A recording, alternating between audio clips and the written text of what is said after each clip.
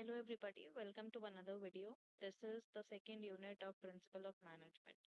First unit मैंने already upload कर दिया है. In case if you have not watched it, please go and watch it because उसके अलावा unit 2 आप शायद प्रॉब्लम होगी आपको थोड़ा अंडरस्टैंड करने में.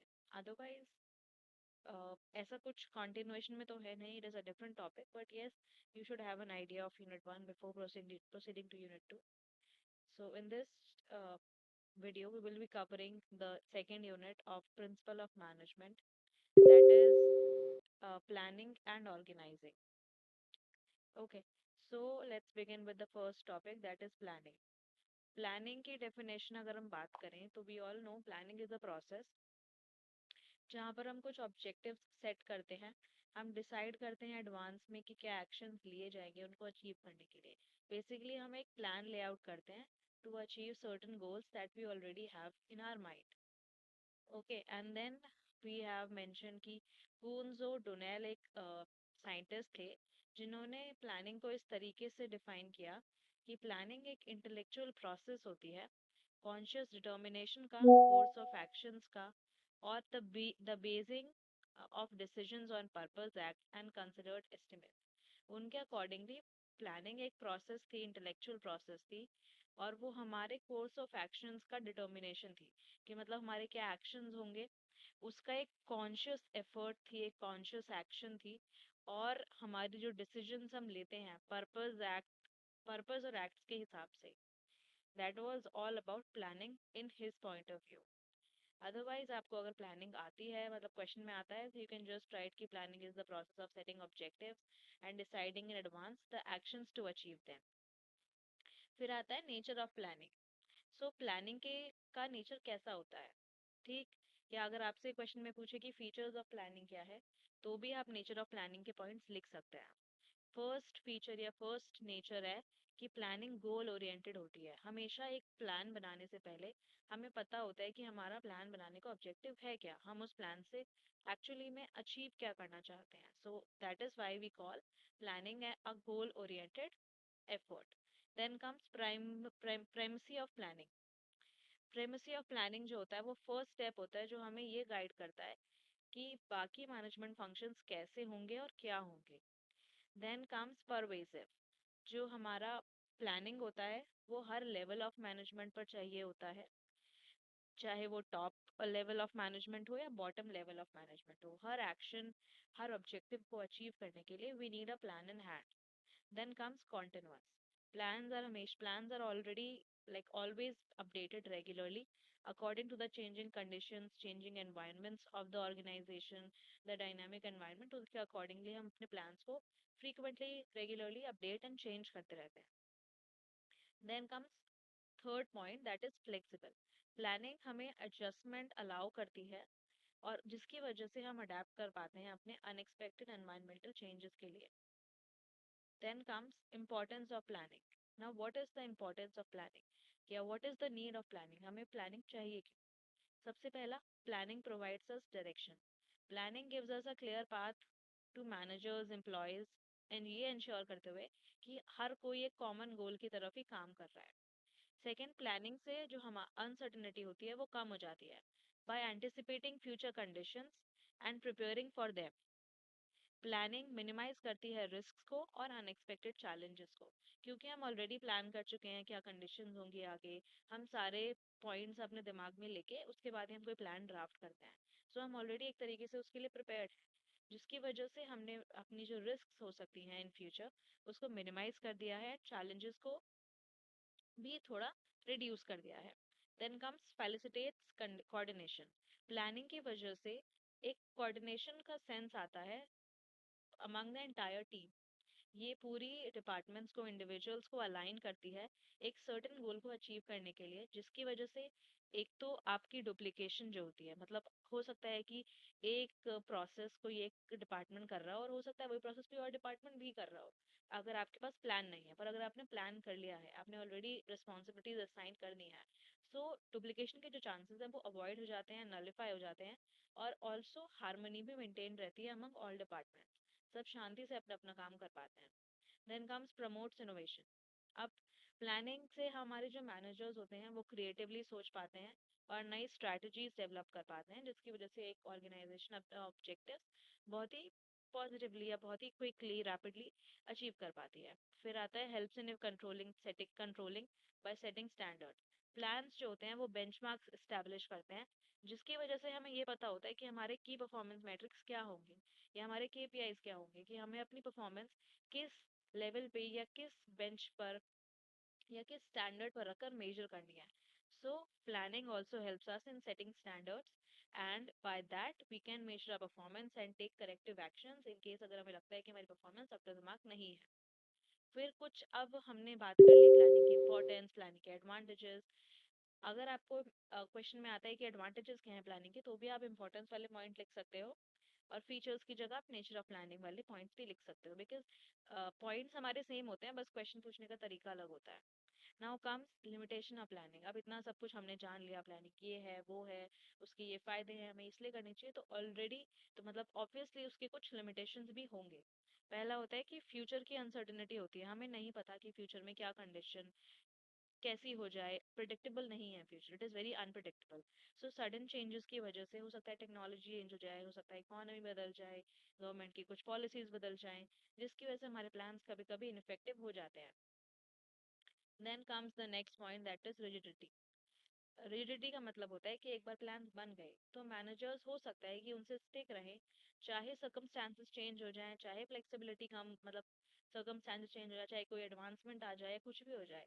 हो सकता है हमारे मैनेजर्स ने जो एक बार प्लान बना लिए, जो डिवाइस हो गए हैं प्लान, हो सकते हैं वो उन पे स्टिक रहे, जिसकी वजह से जो अडेप्टेबिलिटी होती है वो कम हो जाती है, विच मीन्स कि प्लान बहुत फ्लेक्सिबल नहीं होते इन सर्टेन केस।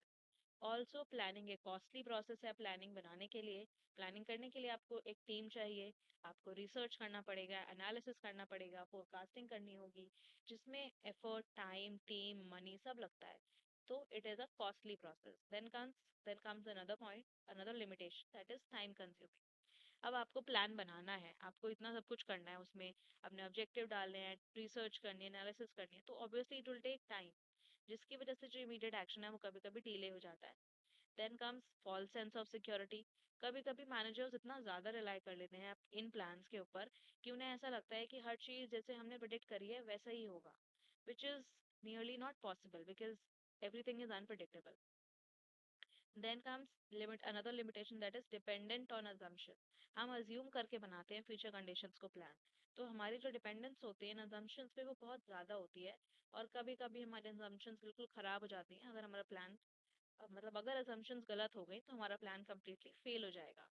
ऑल्सो कभी कभी प्लानिंग में ऐसा होता है कि आपको कुछ पॉलिसीज, कुछ रेगुलेशन दिमाग में रखने होते हैं, जिसकी वजह से आपकी क्रिएटिविटी लिमिट हो जाती है इन सम और the other cases. Okay, then we have to discuss about the next topic, that is steps in planning process. Planning करने के लिए प्लानिंग प्रोसेस में कुछ स्टेप्स होते हैं, ऑब्वियसली कुछ स्टेप्स होंगे जब हम कुछ प्लान डिवाइस करेंगे, प्लान बनाएंगे। पहला होता है सेटिंग ऑब्जेक्टिव्स। जब भी आपको कोई प्लानिंग करनी होती है, कोई भी प्लान बनाना होता है, तो आप सबसे पहले उसका ऑब्जेक्टिव डिफाइन करते हो। आप एक क्लियर मेजरेबल गोल बताते हो कि हमें हाँ इस प्लान से ये अचीव करना है। फॉर एग्जाम्पल आपको नेक्स्ट ईयर में 15% सेल्स चाहिए, तो वो भी एक ऑब्जेक्टिव हो सकता है। Then comes developing premises, making assumptions about future conditions such as market trends, policies, or resources. These premises act as the foundation of planning. फिर आपको कुछ assumptions बनानी होती हैं. This is the second step, that is you develop premises or you develop assumptions. Third, identifying alternatives. आप planning करते हुए हमेशा ये ध्यान रखते हो कि जो भी आपका ऑब्जेक्टिव है, अगर उसमें जो भी रिसोर्सेज लग रहे हैं, अगर वो नहीं हो पाए या वो नहीं काम कर पाए, ठीक, तो फिर आप पॉसिबल कोर्स ऑफ एक्शंस क्या लोगे उस ऑब्जेक्टिव को अचीव करने के लिए। आप उस चीज के अलावा और कौन सा रास्ता लोगे, आपका जो प्लान है उसके अलावा कौन सा रास्ता लोगे अपने गोल को अचीव करने के लिए। For example launch a new product, expand to new market और इम्प्रूव एडवर्टाइजिंग। अगर आपको कोई प्रोडक्ट लॉन्च करना है तो आप मार्केट में एक्सपैंड करो या फिर आप अपनी एडवर्टाइजिंग इंप्रूव करो। So all these are alternatives. Evaluating alternatives, फिर आप जब आइडेंटिफाई कर लेते हो कि हाँ अगर ये नहीं हुआ तो इसके बदले हम ये कर सकते हैं, फिर आप उनको इवैल्यूएट करते हो, आप उनको कंपेयर करते हो, उसके प्रोज और cons, feasibility, risk, accessibility, scalability, हर पॉइंट को दिमाग में रखते हुए, जिसकी वजह से आप ये समझ पाते हो कि ऑल्टरनेटिव प्रैक्टिकल है भी या फिर नहीं। Then come selecting the best alternative. Choose, ये नेक्स्ट स्टेप है कि हाँ आप बेस्ट ऑल्टरनेटिव चूज करते हो, आपने आइडेंटिफाई कर लिया ऑल्टरनेटिव, आपने इवैल्यूएट कर लिया ऑल्टरनेटिव, देन नेक्स्ट स्टेप में आप बेस्ट ऑल्टरनेटिव को चूज कर लेते हो, और इसको आप डिसीजन मेकिंग स्टेज भी बोलते हो। Then comes another step, that is formulating supporting plans. ठीक, फॉर्मुलेटिंग सपोर्टिंग प्लान्स का मतलब होता है आप कुछ प्लान्स बनाते हो, कुछ पॉलिसीज बनाते हो, कुछ रूल्स बनाते हो जो उस मेन प्लान को सपोर्ट करेंगे। फॉर एग्जांपल मार्केटिंग बजट बनाओगे आप, एचआर पॉलिसीज बनाओगे, अपने स्केड्यूल्स बनाओगे, तो it is all about formulating supporting plans. फिर उसके बाद आप इम्प्लीमेंटेशन करते हो, सेकंड लास्ट स्टेप में आप अपने प्लान को एक्शन में लाते हो, उसे इम्प्लाई करते हो, उसे इम्प्लीमेंट करते हो, रिसोर्सेज एलोकेट करके, रिस्पॉन्सिबिलिटीज असाइन करके, which is also called execution. ठीक, एंड तब आपका प्लान एग्जीक्यूट हो जाएगा तो आप अपने प्रोग्रेस को मॉनिटर करोगे, अपने रिजल्ट्स को कंपेयर करोगे, जो आपके प्लान ऑब्जेक्टिव्स या प्लान रिजल्ट्स थे उनसे देखोगे कि क्या एक्यूरेसी है या नहीं है, और उसके बाद अपनी इंप्रूवमेंट कंटिन्यू कर सकते हो। This is called the last stage और the follow up stage. Okay, so this was all about planning and the steps involved in planning. Then we come to another topic, that is decision making. Decision making जो होता है वो एक ऐसा process होता है जिसमें आप सेलेक्ट करते हो बेस्ट कोर्स ऑफ एक्शन। आपके पास बहुत सारे ऑल्टरनेटिव हैं एक ऑब्जेक्टिव को अचीव करने के लिए। ठीक, अब उसमें से ये देखोगे कि इतने सारे जो मेरे पास ऑप्शंस हैं उसमें से बेस्ट तरीका क्या है। ओके, फॉर एग्जांपल आपको सपोज आपको अपने एग्जाम्स, सपोज आपको अपनी क्लास में टॉप करना है। ठीक, उसके लिए आप प्लान बनाओगे कुछ, किसी प्लान में आप अपने आप को ज़्यादा मतलब एक दिन में आपके जो टाइम पीरियड होगा उसको बढ़ाओगे। सपोज आपके प्लान वन में आप 4 to 5 आवर्स दे रहे हो अपने किसी भी सब्जेक्ट को। ओके, वो आपका स्टडी टाइम हो गया। आपने सेकंड प्लान क्या बनाया कि हो सकता है कि मैं इतना टाइम एक दिन में ना दे पाऊँ, तो मैं नंबर ऑफ डेज बढ़ा देता हूँ, कि मैं थोड़ा पहले से तैयारी करने लगता हूँ, भले ही मैं दिन में थोड़ा कम पढूं। ठीक, हो सकता है आपके थर्ड प्लान में कुछ और हो सकता है आप थर्ड प्लान में आपकी ये प्लानिंग हो थर्ड प्लान के लिए कि मैं डेली पढ़ के चलता हूँ जो मुझे पढ़ाया जाए। सो ये आपके 3 ऑल्टरनेटिव प्लान्स हो गए। अब आप इनको बनाने के बाद ये डिसाइड करोगे कि आपके लिए बेस्ट ऑल्टरनेटिव कौन सा रहेगा। सो that is called decision making. It is the process of selecting the best course of action among alternatives to achieve the objective. फिर आते हैं models of decision making. Decision making करने के लिए कुछ मॉडल्स होते हैं। पहला होता है रैशनल मॉडल, जो ये कहता है कि डिसीजंस हमेशा लॉजिकली और सिस्टमैटिकली बननी चाहिए। इसमें आपके इमोशंस इन्वॉल्व नहीं होने चाहिए। It should be all logical and systematic. ठीक, इसमें आते हैं आपके सबसे पहले अपनी प्रॉब्लम को आइडेंटिफाई करो, उसके लिए इन्फॉर्मेशन ढूंढो एंड एनालाइज करो अपने ऑल्टरनेटिव्स को और बेस्ट ऑप्शन को चूज कर लो। ये उसके स्टेप्स होते हैं रैशनल मॉडल में। ठीक, फॉर एग्जांपल आपको सप्लायर चूज करना है, प्राइस क्वालिटी, आपने कुछ प्रोडक्ट मतलब कुछ खरीदना है, उसमें उसके लिए आपको एक सप्लायर ढूंढना है।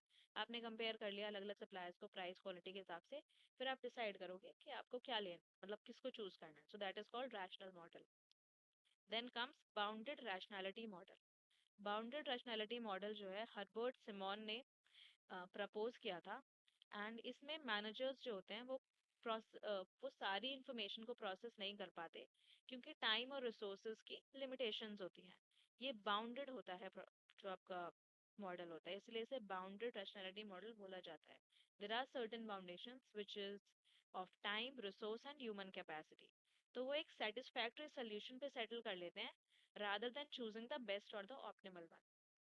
उन्हें पता है कि वो बेस्ट चीज नहीं चूज कर पाएंगे इस टाइम पे, क्योंकि कुछ लिमिटेशंस हैं, तो वो एक ऐसा सोल्यूशन चूज कर लेते हैं जिससे उन्हें सेटिस्फैक्शन हो कि हाँ मैंने ठीक चूज किया।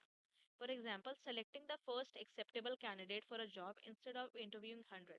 आपने किसी जॉब के लिए हजारों लोगों का इंटरव्यू ले लिया, फिर आप फर्स्ट एक्सेप्टेबल कैंडिडेट को सेलेक्ट कर लेते हो। सो उससे उसे लगता है कि हाँ मैंने सबसे पहले इसे ही चूज किया था।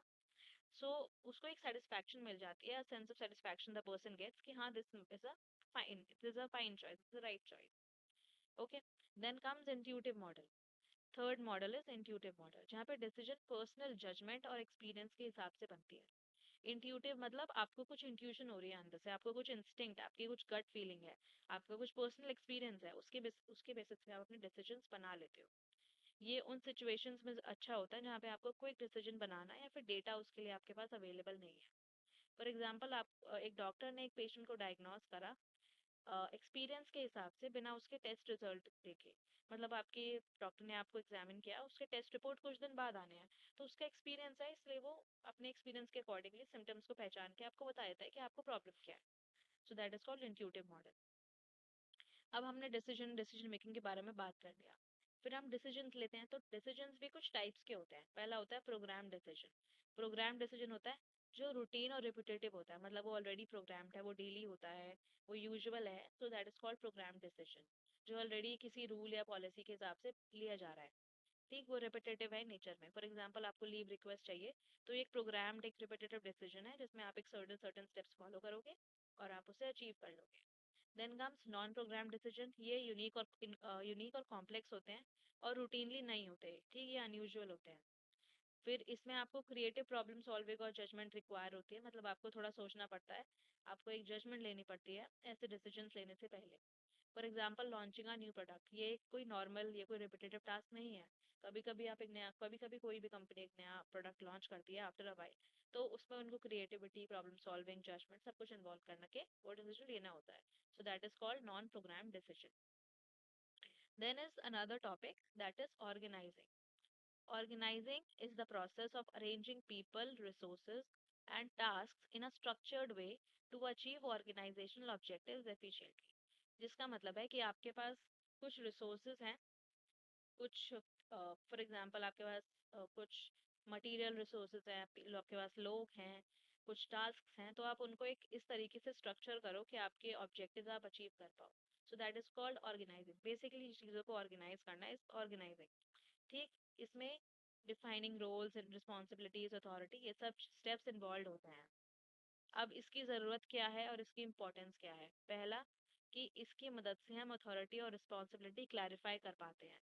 हम ये क्लियर कर पाते हैं कि किस इंसान के ऊपर क्या रिस्पॉन्सिबिलिटी है, कि वो किस चीज़ की अथॉरिटी है उसके पास, किस चीज़ के लिए वो अकाउंटेबल है।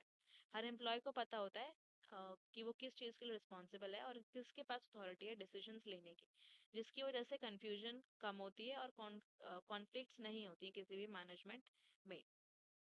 Okay, for example, in a company, the marketing manager has the authority over advertising campaigns while the sales manager handle customer deals. For ex- uh, for example, आप कोई भी कंपनी है उसमें अथॉरिटी क्लियर कर दी गई है कि जो मार्केटिंग मैनेजर है उसके पास एडवर्टाइजिंग कैंपेन्स की पावर है, एंड जो सेल्स मैनेजर है उसके पास सेल्स या कस्टमर डील्स की पावर है। सेकेंड इम्पोर्टेंस ऑफ ऑर्गेनाइजेशन है कि वो स्पेशलाइजेशन को फैसिलिटेट करता है। ठीक, by dividing work into smaller tasks and assigning them to individuals based on skills, organizing promotes specialization. क्योंकि हम अपने जो हमारा मेन वर्क है, जो हमारा काम है, उसको स्मॉलर टास्क में डिवाइड करके अलग अलग इंडिविजुअल्स को असाइन कर देते हैं, तो स्पेशलाइजेशन इन्वॉल्व या प्रमोट करी जाती है इस प्रोसेस के थ्रू, जिसकी वजह से एफिशिएंसी इंक्रीज होती है और एम्प्लॉयज किसी भी स्पेसिफिक रोल में एक्सपर्ट बन जाते हैं। फॉर एग्जाम्पल, एक हॉस्पिटल में डॉक्टर फोकस करता है ट्रीटमेंट पे, नर्स फोकस करती है पेशेंट केयर पे, और एडमिनिस्ट्रेटिव स्टाफ फोकस करता है रिकॉर्ड्स पे। देन थर्ड इम्पोर्टेंस और थर्ड नीड इज कि उसकी वजह से एफिशिएंट रिसोर्स यूज कर पाते हैं हम। जब हम ऑर्गेनाइज करते हैं तो हम रिसोर्स एलोकेट कर देते हैं अलग अलग चीज़ों को, जिसकी वजह से रिसोर्स वेस्टेज कम हो जाता है और रिसोर्स आप अपने ऑप्टिमल तरीके से यूज करे जाते हैं विद मैक्सिमम रिजल्ट्स। एग्जाम्पल, आपने स्किल्ड इंजीनियर्स को क्रिटिकल प्रोजेक्ट्स दिए जिसकी वजह से बेटर आउटकम्स होंगे rather than random allocation. Then comes promotes coordination. This is the last step. Yeah, this is the last important, कि उसकी वजह से कोऑर्डिनेशन बढ़ जाती है क्योंकि अलग अलग डिपार्टमेंट एक साथ आके एक कॉमन गोल की तरफ काम करते हैं, जिसकी वजह से कोई भी एक्टिविटी आइसोलेटेड नहीं होती, जबकि हर एक्टिविटी एक दूसरे से लिंक्ड होती है। Every department comes together, works as a team, and results in smooth functioning. For example, production, marketing, and finance department, they all work together in coordination to launch any new product in any company. Okay. Then comes organizational design. Organizational design का मतलब होता है कि roles, responsibilities, authority और communication एक organisation में किस तरीके से अरेंज करी गई हैं ताकि ऑब्जेक्टिव्स एफिशिएंटली अचीव हो पाए। मतलब जो ऑर्गेनाइजेशन में अलग अलग रिसोर्सेज हैं, अलग अलग चीज़ें हैं, उनको आपने किस तरीके से डिज़ाइन किया, किस तरीके से असाइन किया या किस तरीके से अरेंज किया। एक गुड डिज़ाइन इंश्योर करता है कोऑर्डिनेशन, अकाउंटेबिलिटी और smooth work flow. Okay, now comes ये अलग अलग ऑर्गेनाइजेशनल डिज़ाइन जब हम पढ़ेंगे। First is functional structure. Functional structure जो है वो ऑर्गेनाइजेशन को फंक्शंस के हिसाब से डिस्ट्रीब्यूट या डिवाइड कर देता है। जैसे कि मार्केटिंग, फाइनेंस, ह्यूमन रिसोर्स, ये सब अलग अलग फंक्शंस हैं। इनके बेसिस पे एक ऑर्गेनाइजेशन को डिवाइड कर दें जब हम, तो उसे कहते हैं फंक्शनल स्ट्रक्चर या फंक्शनल ऑर्गेनाइजेशन डिजाइन। इसके फीचर्स क्या होते हैं? अलग अलग एम्प्लॉयज अपनी सिमिलर स्किल्स के हेल्प से एक साथ ग्रुप कर दिए जाते हैं। हर डिपार्टमेंट एक फंक्शनल एक्सपर्ट के थ्रू हेड किया जाता है। हायरार्की होती है और स्टेबल एनवायरनमेंट प्रोवाइड किया जाता है। ये इसके फीचर्स हैं।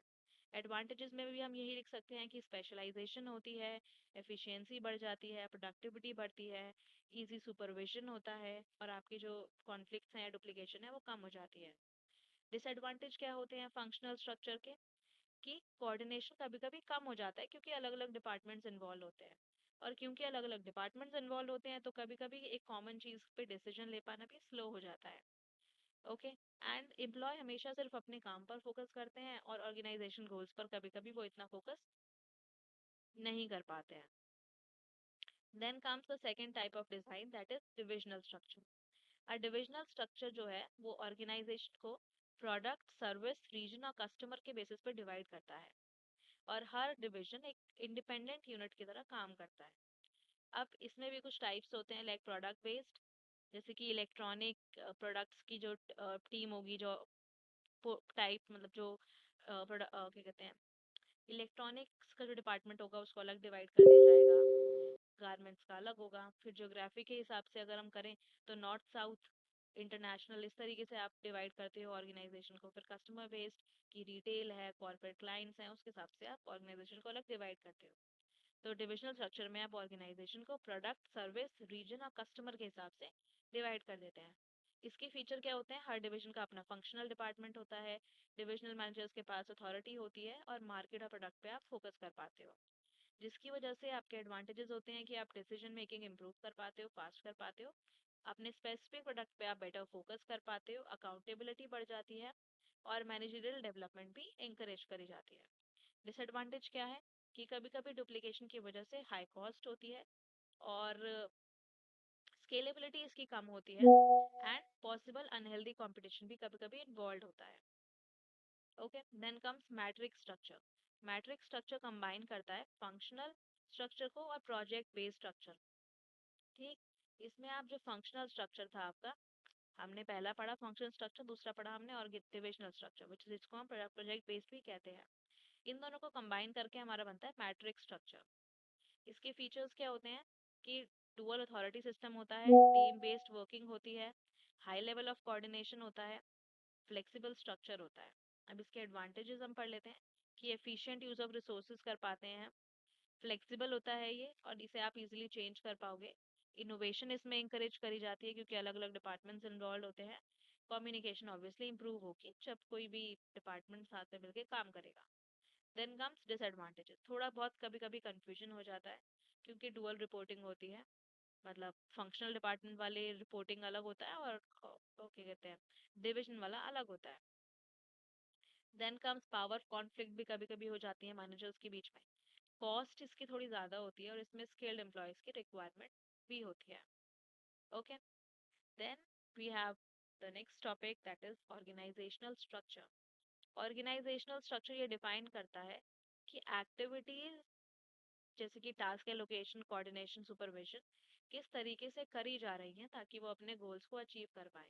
कि जो भी आपके एक्टिविटीज इन्वॉल्व हैं आपके ऑर्गेनाइजेशनल गोल्स को अचीव करने के लिए, आप उनको किस तरीके से आप उसको किस तरीके से डिफाइन कर रहे हैं, या आप उसको किस तरीके से अ, कर रहे हैं ताकि अपने गोल्स को अचीव कर पाएं। So that is basically organizational structure. अलग अलग स्ट्रक्चर अलग अलग ऑर्गेनाइजेशंस के लिए बने होते हैं।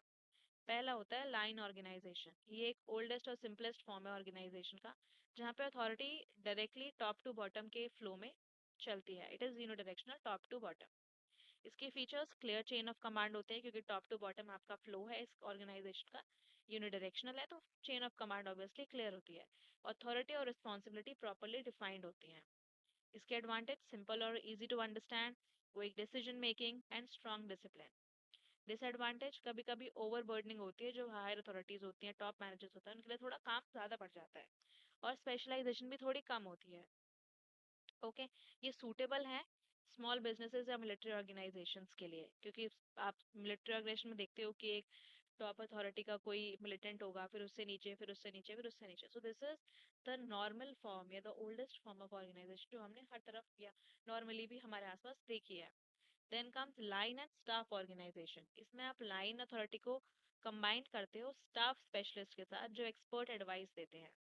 इसके फीचर्स क्या होते हैं? लाइन मैनेजर्स के पास अथॉरिटी होती है डिसीजन बनाने की, और स्टाफ मैनेजर्स उनको असिस्ट करते हैं एज एडवाइजर्स और स्पेशलिस्ट, ताकि वो अपने डिसीजंस को इम्प्रूव कर पाएं, बेटर डिसीजंस ले पाएं।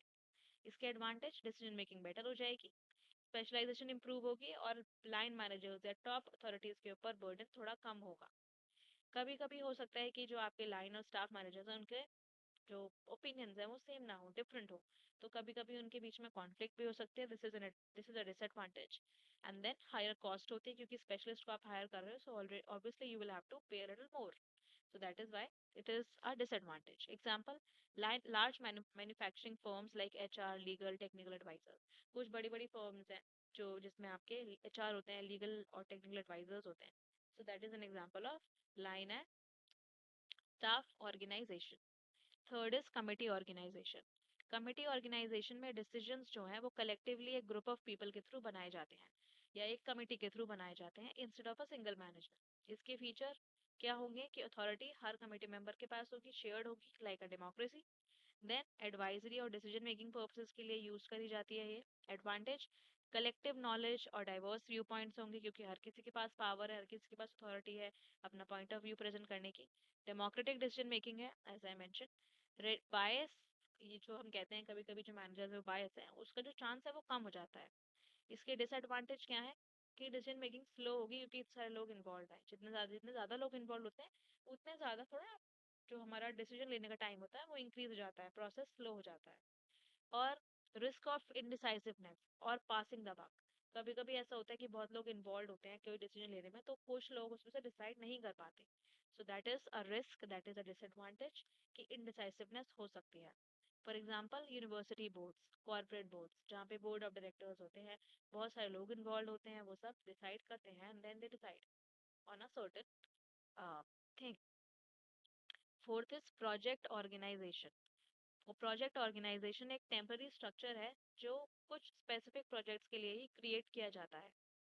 ओके, जिसकी फीचर है कि कुछ स्पेसिफिक फीचर ऑब्जेक्टिव्स को अचीव करने के लिए ही ये बनाया जाता है, फोकस्ड होता है उस पे। प्रोजेक्ट मैनेजर जो होते हैं वो अलग अलग डिपार्टमेंट में कोऑर्डिनेट करते हैं, और ये खत्म कर दिया जाता है, it disbands after the project completion. जब आपका प्रोजेक्ट कंप्लीट हुआ तो इस ऑर्गेनाइजेशन स्ट्रक्चर को भी हमेशा के लिए एंड कर दिया जाता है। Then we have the advantage, इसकी फ्लेक्सिबिलिटी ज़्यादा होती है, क्लियर फोकस होता है गोल्स के ऊपर, और रिसोर्सेज का एफिशिएंट यूज़ होता है। द थिंग इज, आपको ये सब रटने की ज़रूरत नहीं है। आप कुछ चीज़ें तो मतलब कुछ चीज़ें बहुत नॉर्मल हैं, ये आप सोच के भी बना के भी लिख सकते हो। सो बस आप एक बार इसको नोट्स को गो थ्रू करोगे तो आपको हेल्प मिलेगी कि आपको पॉइंट्स क्या लिखने हैं, क्योंकि बहुत सारा सिलेबस है ना, आप कितना ज़्यादा आप तो रट तो सकते नहीं हो। तो बेटर है कि आप अंडरस्टैंड करो, और वहाँ पे जब आपको लिखने के लिए आए तो आप थोड़ा सोच के पॉइंट्स बना के खुद लिख सकते हो। मैंने ये नोट्स आपके डिस्क्रिप्शन में मैं पिन कर दूंगी, और पिन कमेंट में मैं डाल दूंगी टेलीग्राम का लिंक, आप वहाँ से जाके इसे डायरेक्टली पीडीएफ के फॉर्म में आप डाउनलोड कर सकते हो, and then you can use it and revise from this. Okay, ये सारे आपके सिलेबस के हिसाब से ही मैंने बनाए हैं, so it will not be कि कुछ बाहर से है या कुछ एक्स्ट्रा है या कुछ पॉइंट नहीं है, everything is according to your syllabus. Disadvantage क्या होता है आपका प्रोजेक्ट ऑर्गेनाइजेशन का, कि उसका नेचर टेम्पररी होता है, तो कभी कभी जॉब इनसिक्योरिटी हो सकती है। हो सकता है कि जो लोग उस प्रोजेक्ट में काम कर रहे हैं उनको इनसिक्योरिटी हो कि हो सकता है प्रोजेक्ट बंद हो जाए तो हमारी जॉब चली जाए, जो कि जनरली होता भी है। सो ये डिसएडवांटेज है उसका। और डुअल अथॉरिटी, प्रोजेक्ट और फंक्शनल मैनेजर साथ में मिलकर काम करते हैं, तो हो सकता है कि कॉन्फ्लिक्ट आ जाए उनके बीच में, जिसकी वजह से आपका प्रोसेस डिले हो जाता है, हैम्पर हो जाता है, and this is not a good thing. Then come centralization versus decentralisation.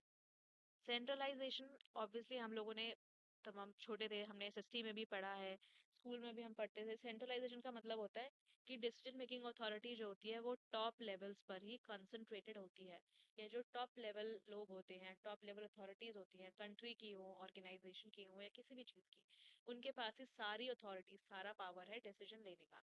So that is called centralization. Okay, इसके फीचर क्या होते हैं कि टॉप मैनेजमेंट के पास मैक्सिमम कंट्रोल होता है, सबऑर्डिनेट्स के पास लिटिल बहुत कम अथॉरिटी होती है मेनली इंस्ट्रक्शंस एग्जीक्यूट करने की।